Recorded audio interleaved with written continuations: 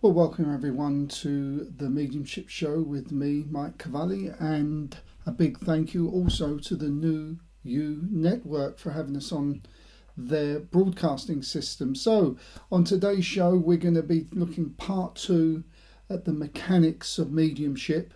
And next week, we're going to start on the language of mediumship, and this is where it really starts getting interesting for you.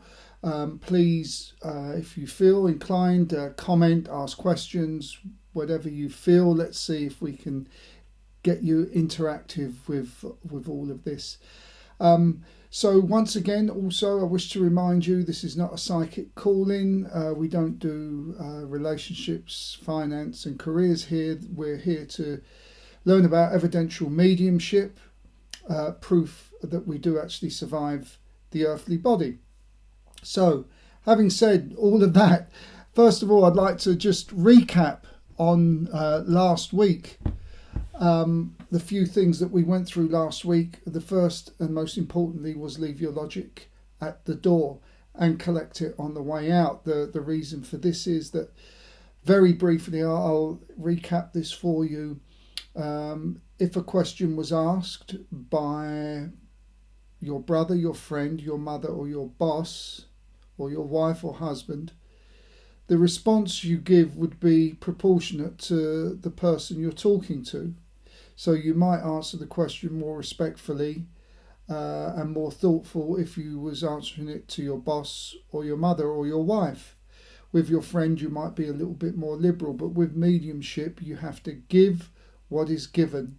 The only proviso is that you've got to temper it just a little bit to suit the person that you're working with. If they're a bit nervous, you can't go in like a bull in a china shop.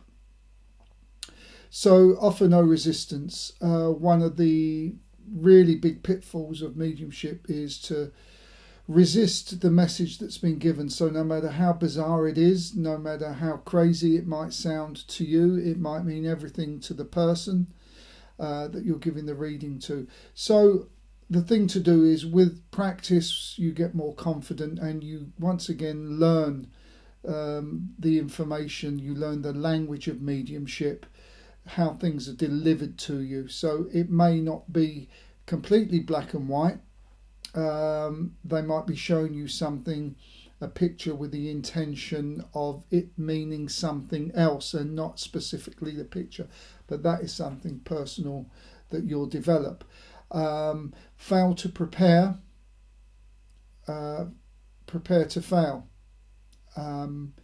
If you don't do the study, you don't put the hours in, then it's not going to work for you. I have to say, there is no shortcut to this, unless, as I mentioned last week, that you came here on this earth plane specifically to do this work without any disruptions. This is it. This is what you're going to do, and you'll learn it pretty quickly. But you have to put the hours in, and you're better off putting in 15 minutes every day rather than just 30 minutes here and 40 minutes there. It's got to be precise, because spirit work with intention, and you have to let them know that you're working. And so it's better that you actually, in the beginning, to have set times that you're going to work. That's all in the last episode that we've done. And finally, generic and non-generic readings. Clearly, generic readings is hedging. What do I mean by generic readings? Well, if you had a 70-year-old lady in front of you, a generic reading would be something like, well, I've got your mother here with me. She says she loves you. Oh, look, she's got this lovely grey hair also. Well, that's pretty much generic, because the chances are, if you're with a 70-year-old lady, that her mother is in spirit and that her mother does love her and she does have grey hair. Although not exclusively, her mother may never have liked her. So you might trip yourself up. But a generic reading will be more detail. Now, the only time that non-generic stuff kind of works is if it's in supporting. So if you'd have said something like exactly what I said, I've got your mum here, She's got grey hair and she says she loves you. Would you understand the name Kitty? Well, the person who's sitting having the reading might say, yes, I know that's my mum because that was the name we used to call her, Kitty, but that wasn't her name. So that's the recap. Go back to the last episode and you'll be able to find all the information there for you just to look at. Well, anyway, so look, it's time that we actually moved on and looked at the different types of readings. So one of the first and most obvious type of readings that we do is one-to-one readings. This is in the privacy of a room where there is just you and the person who's come for the reading. This can often be problematic if you have somebody that's in front of you. Well, I'll tell you what. I'll do. Actually, before we do this, I think it'd probably be better if we talk about the different type of readings, and then I'll come back to that. I think that's going to be better if we talk about the different type of styles, really. So we have clairvoyance, clairaudience, clairsentience, and clairgustance. There's also a fifth one, which is claircognizance, and that seems to be being used a lot more these days, claircognizance. Claircognizance is clair-knowing. You don't know how or why or what for, you just get the information.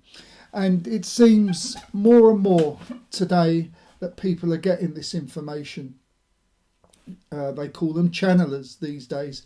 It'll come from the higher realms, usually, and it may even come from life forms that are not human. And they normally, when they do this stuff, the new word is download. They download the information. It's normally absolutely to do with world events, information to help people on a global or certainly on a city or national basis.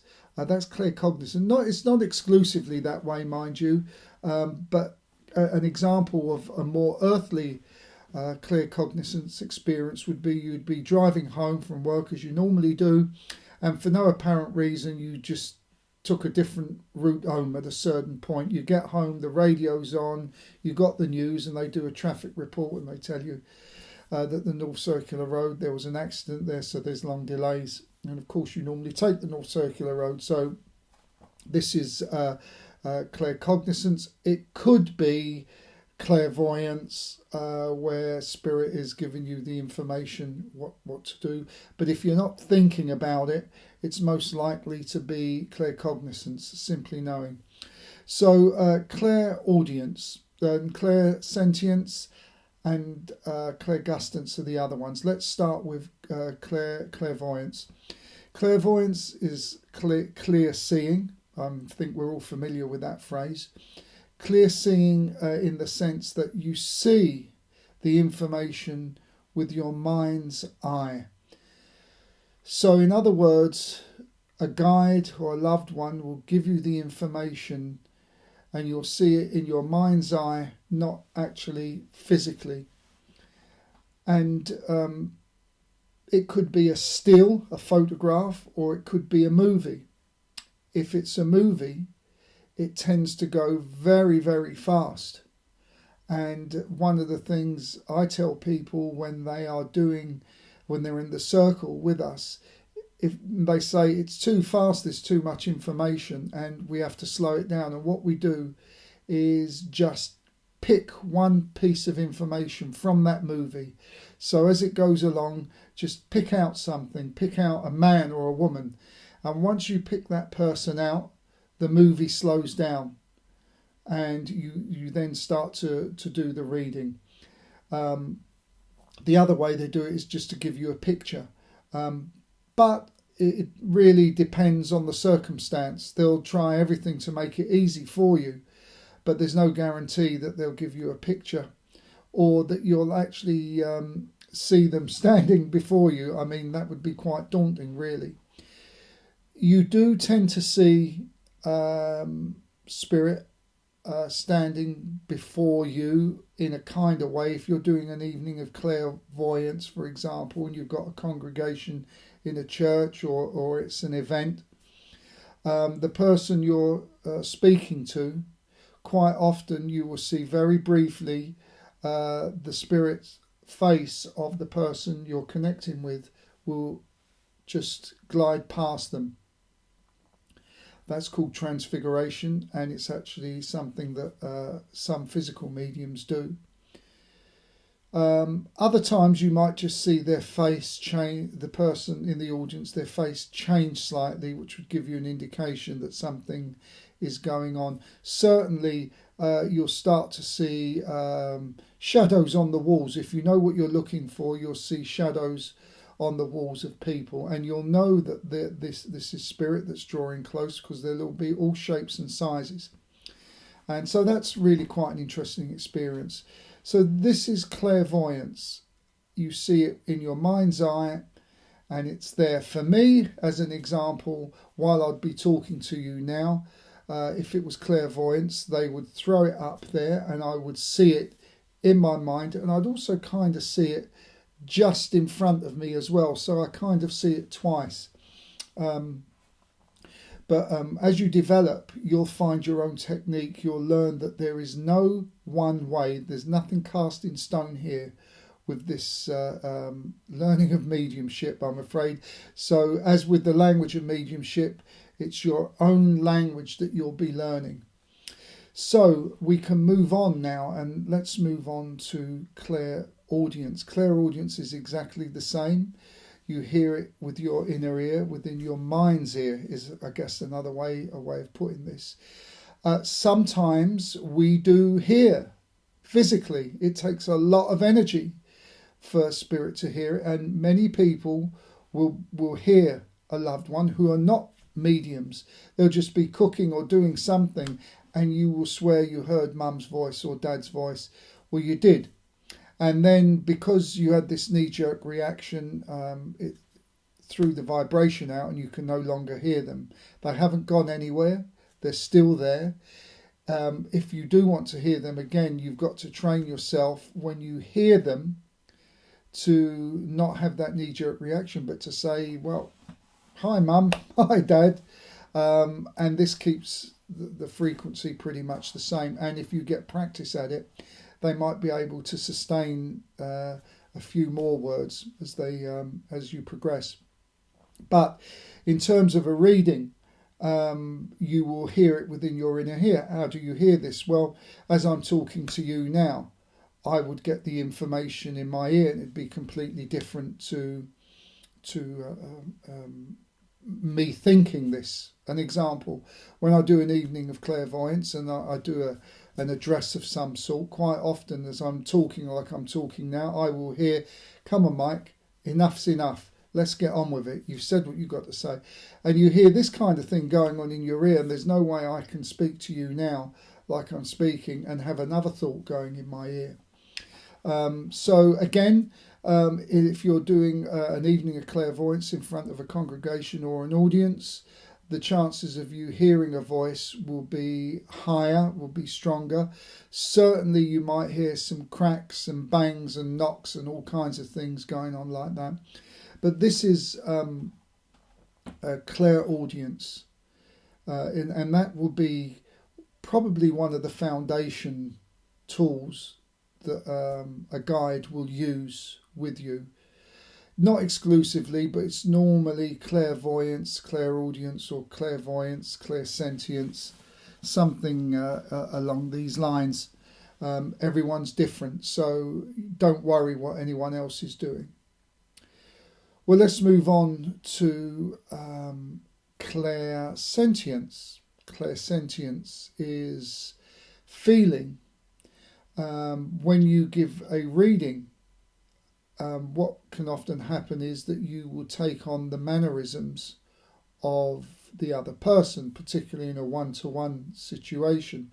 So you might find yourself sitting in a different position how you normally sit. You might find as you're sitting you've got your hands in your pockets, which you never normally do. These are signs, these are really pieces of information that you should be aware of to say, this is not me, this is someone in spirit. So this would be a cue, if you like, for you to say, if you find yourself sitting in an awkward position, express this to the reader. Would you understand that this person would sit in this way? Or if you've got your hands in your pockets, you could say, would you understand that when he sat down, he always had his hand in his pockets, or he always had his hands in his pockets when he was up and about and walking around?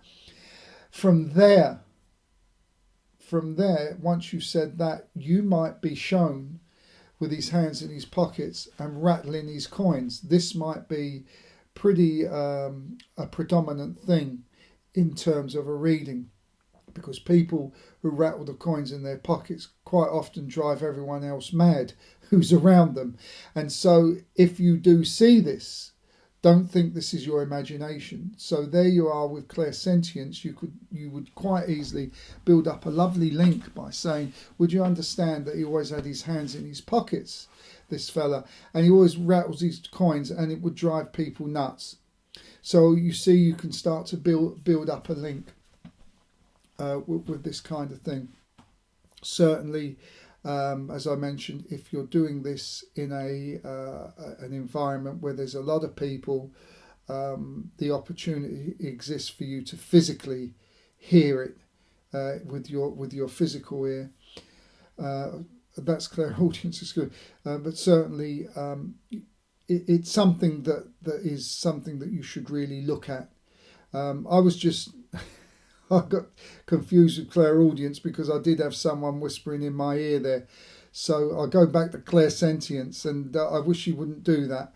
But anyway, so if you're in front of an audience at an evening of clairvoyance, clairsentience quite often becomes easier because the energy is stronger.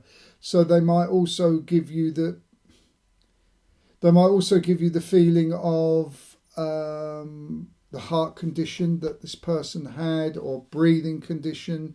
You might find you have difficulty in speaking. You might take on the hands of someone who's arthritic. All this type of thing might be going on, and it's important for you to be aware of this. So when you're giving a reading, there's a lot of information that's coming at you in all directions, and with time you will learn to know what to pick out, just like that movie. You'll know what to pick out and what's relevant for the time in the reading. You can always go back and give that information at another time. So clairsentience is something that that will be used quite a lot if you get used to it. What also happens with a lot of this is that, it's particularly if you're new, that you'll start off with clairvoyance, most likely, not exclusively, and you might have clairaudience or clairsentience, and then the guides may change. Might decide, no, let's work predominantly on the clairsentience with this person. Allow it to go, work with them. They know you better than you know you, and they know exactly how you can work better. But of course, if you want to work clairvoyantly, tell them this is this is how I want to work. But my advice is to surrender to the flow, allow the flow, and you will feel what is right for you. And when it feels right for you and you get really good readings, it will encourage you to go with the flow more. So that's clairsentience. We've looked at clairvoyance, clairaudience, clairsentience, and now we're going to look at clairgustance. And this is taste, really, and there's a bit of crossover here with this. But clairgustance is, for example, you might be having a reading and you've got someone's father there, and they might put the taste of whiskey on your lips, which would be a cue to inform the reader that you've got the taste of whiskey. Would you understand that your father used to drink whiskey. If you're not familiar with the taste of whiskey, you could say alcohol. I've got the taste of alcohol, not beer, not wine, but alcohol. It could be whiskey, it could be vodka, it could be something, but it's an alcohol, and then you can develop it again. Also, that they might give you, for example, the sterile environment of a hospital and those hospital smells. Quite often they will bring through mum with her favourite perfume. Be aware of this. There is one sort of proviso here with this. If you're doing an evening of clairvoyance, or actually it doesn't matter, or you're sitting in a room giving a reading and you've got flowers around you, be aware that because of the vibration is a lot higher right now, you will start to smell the scent of the flowers a lot stronger. So that might confuse you a little bit with thinking that it is a scent from spirit. That's just one little proviso there that I wanted to offer to you. So clairgustance comes in many different ways, many different shapes or forms, and it's something that for me doesn't get used too much. Certainly evenings of clairvoyance, it's probably more likely to happen. And for me, if it is something that is really prominent in the person, for example, that they were somebody that really smoked cigars day and night, day and night, day and night, they'll either show me this person smoking cigars, and they might just put the whiff of cigars under my nose, and that would also be a cue. One thing I do very briefly, but we'll talk about this when we get to actually the reading section much later on, is I put things on the back burner just to make sure that it's not my mind. So while I'm giving a reading and I'm talking and another bit of information comes in, if I'm not sure that it's spirit, I'll put it on the back burner and carry on and carry on and carry on. If it comes through again, then I'll absolutely know that it is spirit. So look, you're getting a lot of information here, and you can't possibly absorb it all, and it can be overwhelming. It's not actually overwhelming at all. If you train yourself correctly, you'll understand exactly what I'm talking about. Remember, you're trying to connect two worlds, so you've got to use the physical world to give out the information, but you're receiving it from a different frequency, and this is why we are able to talk and get the information in, because they are two different frequencies. I guess if they were the same frequency, it would just sound like you're in a party. It's all noise, all fuzz. So that's just my take on it. So let's look at some readings now, the different types of readings. The first one, and the most obvious one, is one-to-one readings. These are done in the privacy of your own home or your studio or whatever. These readings they have their own challenge, because if you've got somebody that's sitting before you that's nervous or really not focused, the energy will be low. But this is sort of the meat and bones of mediumship work, so this is something you'll probably do a lot of. And so what you have to do is, first of all, is get the person focused, get them comfortable, get them ready.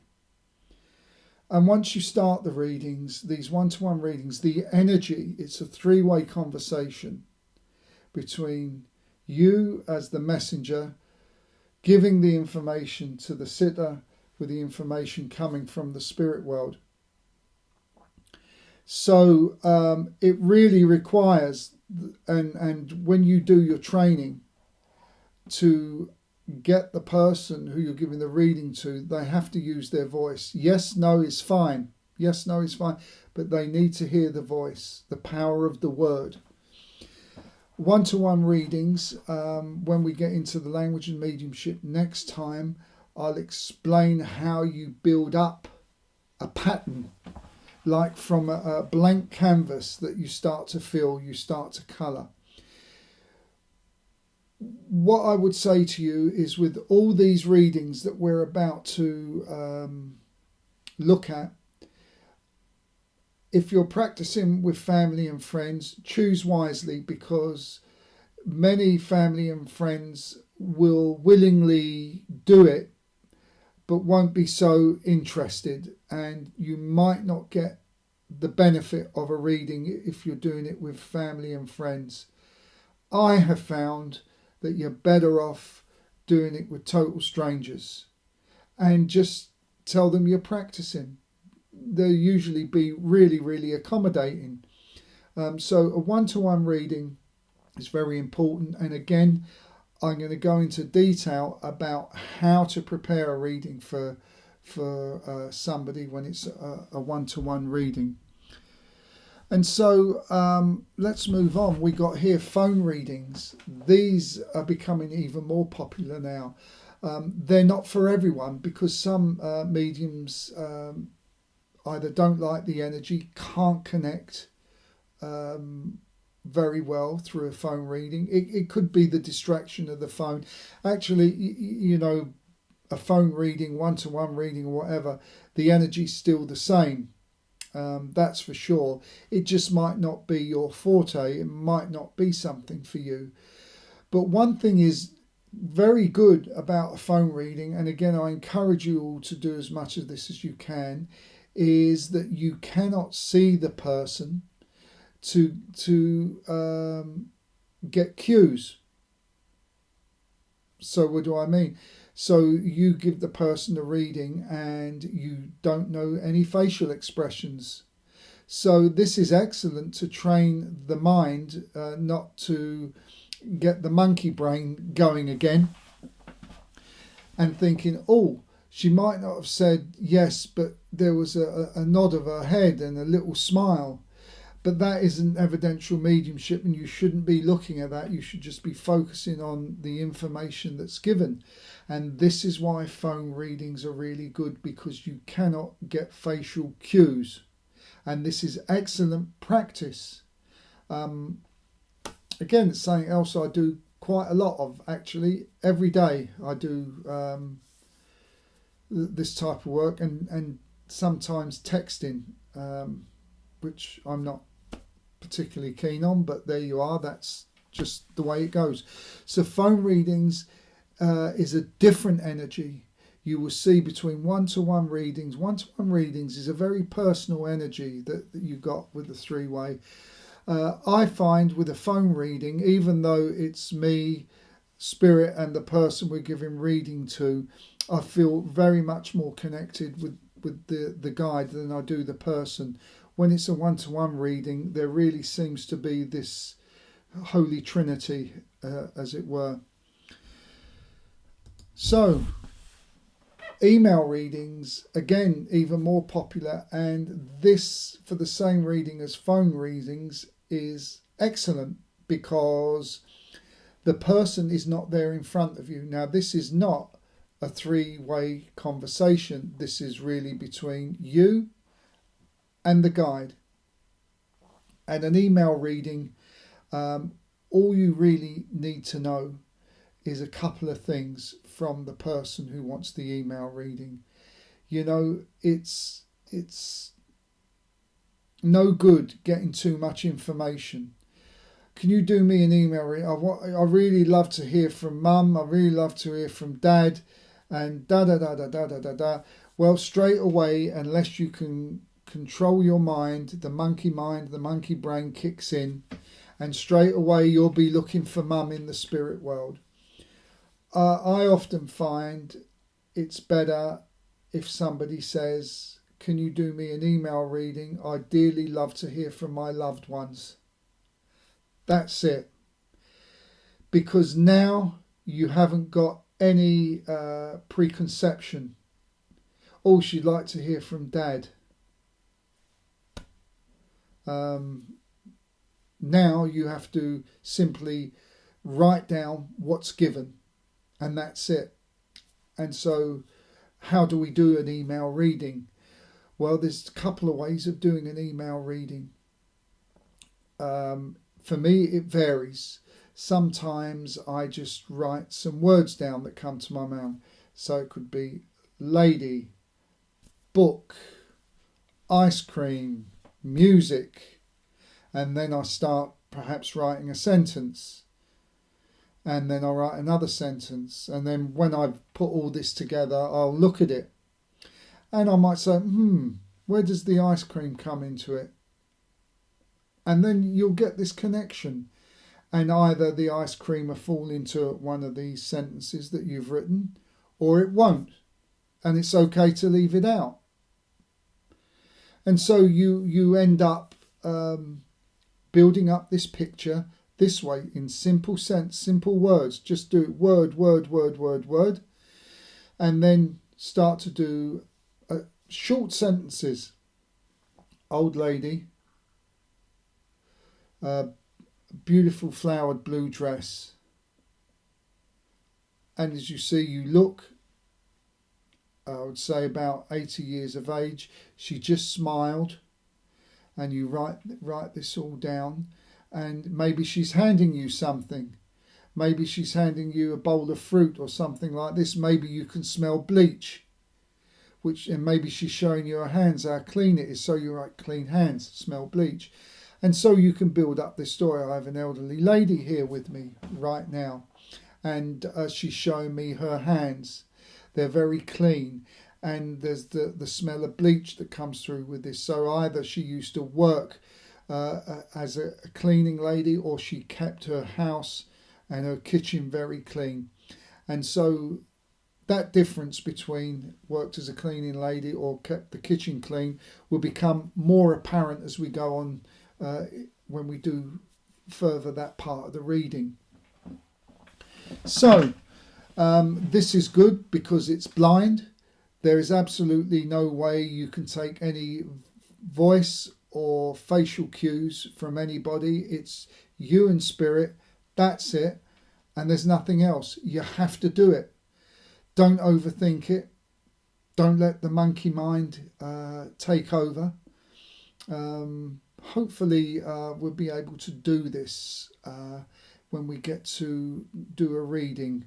Maybe we can find a way of me being able to superimpose how I would do a reading, an email reading. But okay, that's for another time. So look, here we got some more. So a photographic reading. A photographic reading is another. It's a different technique once again. Some people find this difficult, and some people actually do a photographic reading, and they actually do a psychic reading in the respect that they feel the energy from around the photograph. Again, you have to manage your expectations with this, because the photograph they give you, the inclination is to think that it's a loved one. Might not be. It might actually be somebody they dislike, and they just want to know that perhaps they're healed or whatever. It doesn't necessarily mean because you get a picture of somebody that this is a loved one. So you shouldn't take it for granted, anything like that. So what do I mean? You know, it's difficult sometimes to connect with that person in spirit from the photograph. And so, but by holding the photograph, it connects your energy with the person in spirit, because that photograph retains all the energy of that person within it. And so you can start off on the psychic level, feeling the energy.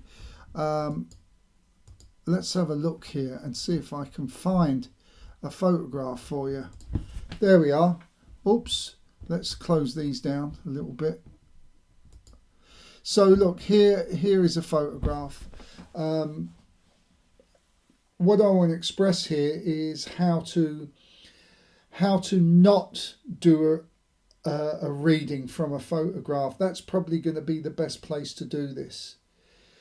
We look at this photo and straight away we can see that this is a very, very old photograph, almost turn of the last century, 1910, 1915 maximum. We can see that the person's using a military uniform. We can see that he appears to be quite a stern man, a very, very tidy person. So look, that's all obvious information that we see there, and this may distract us from our reading. So we have to dispel all that, and we have to really go in deep into the photograph and feel the energy around this person. What is he saying? What does he want to say? How's he communicating with me? How is he looking at you? Is he standing back? Is he stepping forward? Is he still standing this way? How does he look? Does he look younger? Does he look older? Does he have more of a smile now with him, this person? This is what you should be looking at. You look at the photograph and you see the information coming through. It's really weird. And as you begin to do this, as you begin to develop the picture, the information begins to flow. But you have to start. You can't keep looking at the photograph constantly expecting words to be written across. It doesn't work like that. What you're trying to connect your heart center with the heart center of the photograph. Just connect it and send your heart center up, figuratively, because they're not up, but send it up, and connect the three of you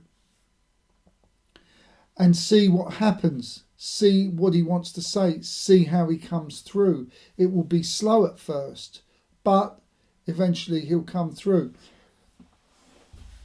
If you want to do a psychic reading, then take on board everything I said at the beginning, put it to one side, and then do the reading from the photograph and not trying to connect from the spirit world. You can get a hell of a lot of information from the photograph. But since this is an evidential mediumship show, we're looking at mediumship, connecting with spirit, and not doing a psychic reading from the photograph. It's good practice, and it's something that you should actually consider doing. But it's not evidential mediumship. It's really, the photograph is there just to help you get the connection, and to give you a little bit of information as well. So it's something that you shouldn't dispel at all. It's something that you should. I think it's good practice personally as well. We did this the other day in our circle, and we got some good results. So here's the thing: we had somebody in a military uniform who came from that kind of period of time. I gave my interpretation of it, and I did say this guy was really hard to connect with, but I managed to get a little bit of connection with him. He was dressed in a navy uniform. He was a young man. He was about 16, 17 maximum.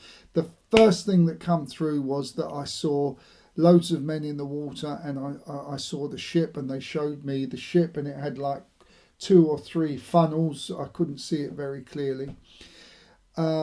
But that was the first thing that come through. Now you have to manage your expectations. You could say, Mike, well, there's a good chance that he got blown up on a boat, really, isn't there? Yes, there is a good chance. But I never gave myself the opportunity to think about that. I just looked at the picture and said, tell me, and bang, it was there. I said also, he gives me the name Anthony or Tony and the letter J. And the lady said, well, I can't take the name Tony or Anthony. I'll look into it. But I can take the letter J. Now, I presumed it was a name, but I never got the name. So I just said J. So that was it. That was all I was given. I didn't try and make a name out of it. I just got the letter J. And well, it's actually, his ship went down in Jutland, which is somewhere north of Scotland, I think in Denmark somewhere. It was that particular battle. So you see, once again, give exactly what's given. So photographic readings are really quite interesting, and if you join a development circle, you might find that you'll do quite a few of them. So psychometry is another one, slightly different to photographic readings. This is where you hold an object of the person in spirit you wish to connect with. Now, there is no guarantee, ever is there a guarantee that they're going to come through. The likelihood is that they will, but there's no guarantee. Psychometry, you have to hold the object of a loved one who's passed, and it's really for the best results to have a object that no one has touched, so, or very few people have touched, so like a ring, some keys, or his personal comb, or a jumper, something like this. This is, I think, otherwise, you know, if you're using something that he used quite a lot, but let's say car keys, if it was a one car family, or was it one family car? Anyway, then everyone's touching the keys, so you will get mixed information. So psychometry, you know, again, this is just a tool, it's just a prop to help you get started. Some experienced mediums use psychometry, and then they hold it and then they put it down once they've got the connection. But psychometry is also very, very fascinating, because you can go to old buildings and put your hand on the wall and feel the energy, and you'll know when you're getting connected with the stories that these walls have to say. Is you'll start getting the tingling sensation around here, or feel like cobwebs. You might find the temperature drop, particularly around the knees. These old buildings hold a lot of information, and just like the megaliths or the megalithes hold lots of information, there are people who specialise in tapping into this information. But this is good practice for you. Also, you know, you need to have lots of tools in your toolkit to bring a reading about effectively. And so why not take this opportunity? Why not take whatever advantage you can to better yourself. And finally, I've left this one to last because it's the most daunting, and that's platform work. If you go to a spiritualist church, quite often they have what's called open platforms, and this is where trainee mediums, they have the opportunity to get up in front of the congregation and do a reading. Now, these are special events. They're normally in a church, for example, and the congregation will come along, and they're very, very generous to the mediums because they know that they're training, and it's done in a very spiritual environment. Now, a platform work is just an amazing energy as a medium. If you can get over your nerves and get over the fear of I am doing something, you know, am I going to make a fool of myself here? What if I don't have anything? What if they say no? What if? That's resistance. Okay? resistance, put it out the door. If you can get over that anyway and just do it and enjoy it and love it, the energy that comes from you, but you have to stop the worry. You have to stop that fear of, what if I get it wrong? Once you stop that, the flow of energy comes through, and you really start to do some readings, and you get some amazing information that's coming through. Look, there's going to be a few people, if you do this outside of an open platform, like a regular service or an evening of clairvoyance, who are just going to be awkward and are just going to say no, no, no, no, no. The important thing is, if you know what you've got, absolutely, Spirit will make sure that that person that says no, no, no, no, no is going to get something. But they're techniques that we can use for when we have the people that say no, no, no, no. Usually it's because they don't want the information to be heard, they're embarrassed, or a whole host of other reasons. But like any other job, if you know what you've got, you know what you've got. And I mentioned this in last week's show. Remember when the guy giving me a reading said, would you understand that I see a very tall gate by your house? And I said, I don't understand. I was playing devil's advocate. I said, go back and ask again. He went back and asked again. He said, no, Mike, can't take it back. I just see a very high gate. I said, thank you, I understand. Now I understand. We used to live at Highgate, and so they showed the house and a tall gate. The house actually was irrelevant. What they was actually showing was the disproportion of a very, very, very high gate to a house. But I could have said no, as I did, and he could have said, well, okay, move on. But he knew what he had, and he just went back for verification. So open platform is great, and I want to encourage everyone to do open platform. Get out of your comfort zone. You're not going to make a fool of yourself. These are very, very caring people in the audience, as it were, the congregation. They come along solely to help the church financially a little bit, to get readings and to encourage other mediums. I can't say, if I could take one thing from this, do this, this and this.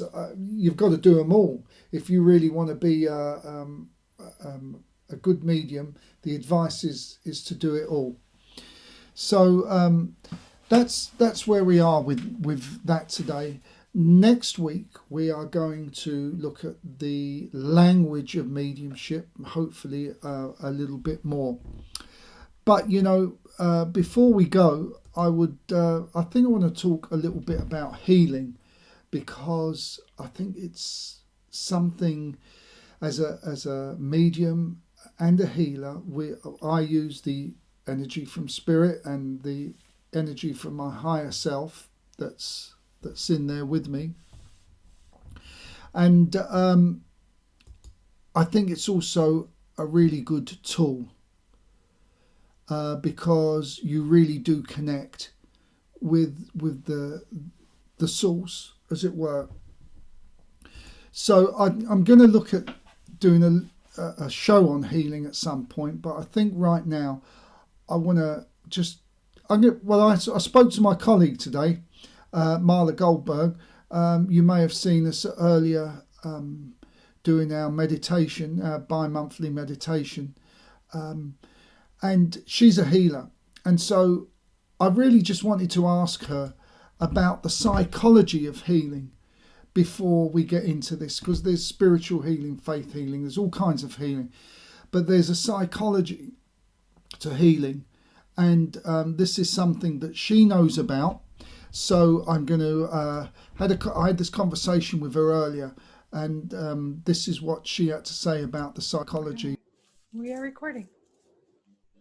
Okay, so Marla, the question of healing.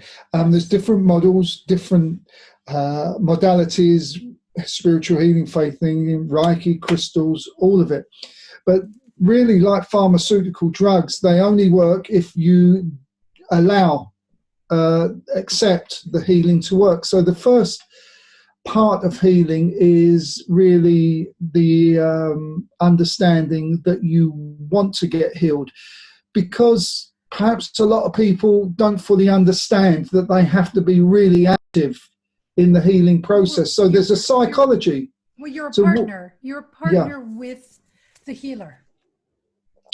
Okay, so how do we get them to be the partner if they're not self-realizing? So this is what I share with my clients, and it might seem a little harsh, but it's how I feel. I don't care if you don't believe. You don't have to be a believer in what I do. I don't care if you're skeptical.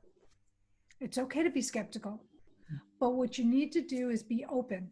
And if you're not open to the results, then this is never going to work, because when you're working with a healer, the healer does their job and the healer does their part, but there's a part that the client has to do.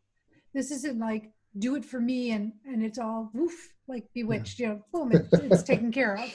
The client has to do something. So for example, in one of my modalities, my spiritual response therapy, what I say to my client, if we're clearing a specific issue, let's say it's depression, and we're clearing depression, I say, don't think about it. Do my job. Allow the healing to integrate.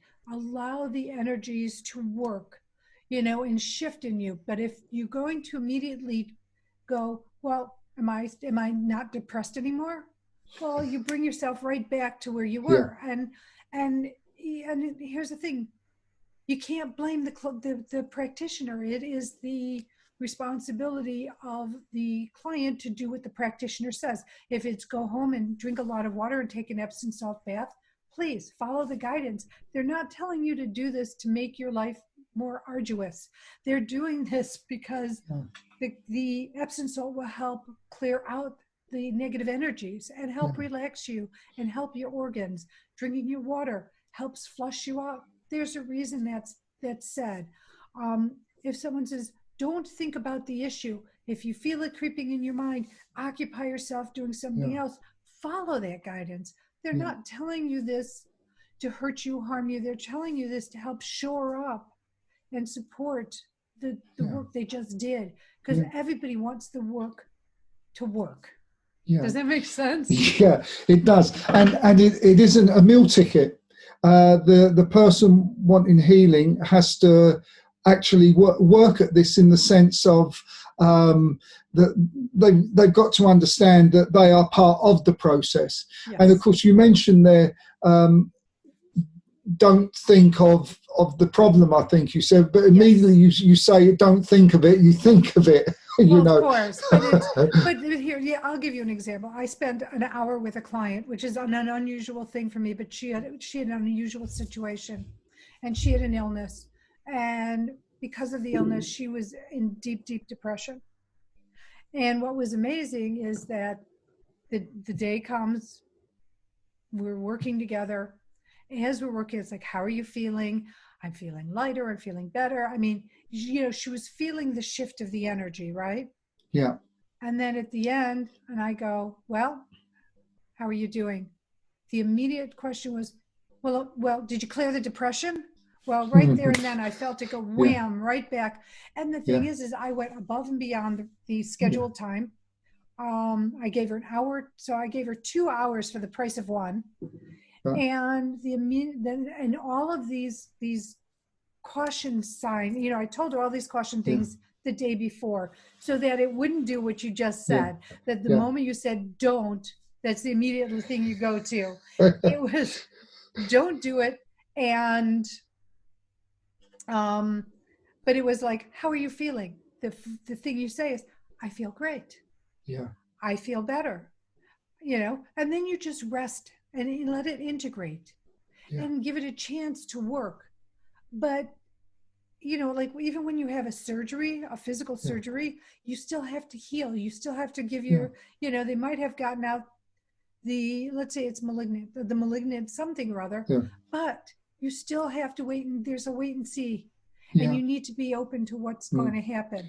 Yeah. You Well, know, not with I'm sorry, I just want to yeah, finish. Not yeah, with yeah, dread, yeah, dreadful feelings and yeah, negative yeah, feelings. You just have to go like, okay, I'm yeah. good, and Mm. allow your body to do what it needs to do. Yeah, because you might have the successful surgery, but if you don't change the habits, either mentally or what you're putting inside of you in terms of nutrition, the problem can come back. Exactly. And so we get back to mindset. So what is the one thing, if you could say to somebody that they could take away, what is the one thing that is the most important thing for them to do, if there is such a thing as a one thing? There's never just one thing. Of course There's not. always a list of things, but here's Yeah, what I'll share. yeah, When you're working with a healer, go in with an open mind. That's number one. And number two, follow their guidance. They're telling you this for your well-being. We've all been trained. We all know what we need to do. Now we're trying to share that with you. So if they say drink water and take an Epsom salt bath, I would do that. If yeah, they say feel free to rest, you may feel tired, pay attention to your body and not push through. Because whenever you do something that's against what's going on, you just don't allow the full effect of what's happening to happen. right. And so, Marla, where can people find you while you're here? I'm at Marla Goldberg, and I spell my last name GOLDBERRG. As behind you. As behind me, yes, Yeah. marlagoldberg.com. And you can find my phone number, my email address. You can see what I do. You could see my podcast, Guided Spirit Conversations, links to that show. You can see links to interviews that I've had that hopefully could be very helpful and supportive to whatever somebody's going through and what they might need. Perfect. Okay, well, that was Marla. They're talking about a little bit of the psychology of healing. Well, I think I'd like to finish off actually today by just reading you a little something from an article I got, and it's very interesting because it turns out, in terms of spiritual healing, we know it's non-locational, so we can be anywhere in the world. Personally, I prefer remote healing as opposed to being with the person. I find it more powerful when I'm not there, when my human body and the human energy is not interfering with the healing process. But it turns out there's a lot more to spiritual healing than meets the eye. So I'm going to read something here for you very quickly before we wrap this up. And it says, in July 2000, Israeli Dr. Leonard Libovici conducted a double-blind randomized controlled trial involving 3,393 hospital patients, divided into a control group and an intercession group. He set out to see whether prayer can be a mantra, whatever you choose, can have an effect on their condition. Libovici selected patients who had suffered sepsis, which is an infection, while hospitalized. He randomly designated half the patients to have prayers said for them, while the other half were not prayed for. He compared the results in three categories: how long the fever lasted, the length of hospital stay, and how many people died as a result of infection. The prayed for benefited from an earlier decrease in fever and shorter hospitalization time. The difference in the number of deaths among the prayed for and the non-prayed for groups was statistically significant, although better in the prayed for group. Now that's a powerful demonstration of the benefits of prayer and how we can send an intention out into the quantum field to our thoughts and feelings. However, and there's always a however, isn't there? There's an additional element to the story that you should know about. Those who were praying weren't praying for patients who were affected in 2000. Instead, unbeknownst to them, they were praying for the lists of people who had been in hospital from 1990 to 1996. That's 4 to 10 years prior to this experiment. The prayed for patients actually got better during the 1990s from the experiment conducted years later. You're still following me here. So let me say this another way. The patients who were prayed for in 2000 all showed measurable changes in health, but those changes took effect years before. So a statistical analysis of this experiment proved that these effects were far beyond coincidence. This demonstrates that our intentions, our thoughts and feelings and our prayers not only affect our present or future, but they can actually affect our past as well. Now this leads to the next question. If you were to pray or focus on intention for a better life for yourself, could it affect your past, present and future? The quantum law says that all potentials exist simultaneously. Our thinking and our feelings affect all aspects of our life, both beyond time and space. So, well, there you are. It does get quite complex, doesn't it?